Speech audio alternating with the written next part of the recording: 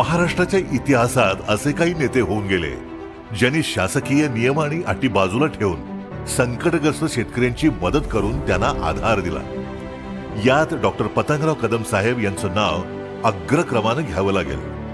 त्यांनी संकटग्रस्त शेतकऱ्यांना नुकसान भरपाई देण्यासाठी धाडसाने निर्णय घेऊन ते अंमलात आणले।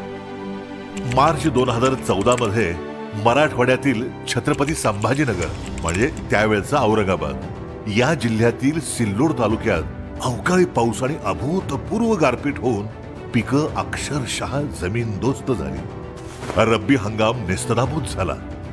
हातातोंडाशी आलेला घास असा अचानक हिरावला गेल्यामुळे शेतकरी हवालदिल झालेले होते।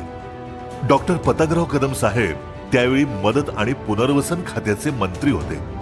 त्यांनी सिल्लोड तालुक्यात शेतकऱ्यांच्या बांधावर जाऊन नुकसानीची पाहणी केली। गारपीटग्रस्त शेतकऱ्यांना धीर दिला। संकटग्रस्त शेतकऱ्यांना मदत जाहीर करण्याचा विषय आला तेव्हा प्रशासकीय अधिकाऱ्यांनी डॉक्टर पतंगराव कदम साहेबांसमोर अडचणींचा अक्षरशः पाढा वाचला। अधिकाऱ्यांनी नियमावर बोट ठेवून लोकसभा निवडणुकीच्या आचारसंहितेचं कारण सांगून आता आपल्याला मदत देता येणार नाही असं सांगितलं। त्यावर डॉक्टर पतंगराव कदम साहेब संतापले। मला नियम वगैरे काही सांगू नका। शेतकरी अडचणीत असल्यामुळे त्यांना मदतीची गरज आहे। चमचाभर पाणी काढलं म्हणून काही समुद्र आटत नाही।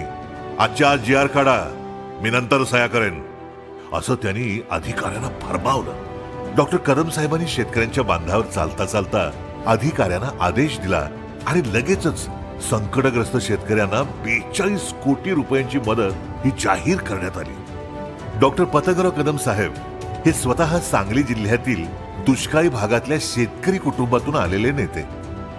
अस्मानी आणि सुलतानी संकट कोसळल्यानंतर शेतकरी देशोधडीला कसे लागतात हे त्यांनी स्वतःच्या डोळ्याने बघितलेलं होतं। ज्या गतीने ते निर्णय घ्यायचे तितक्याच तत्परतेने ते अंमलात देखील आणायचे।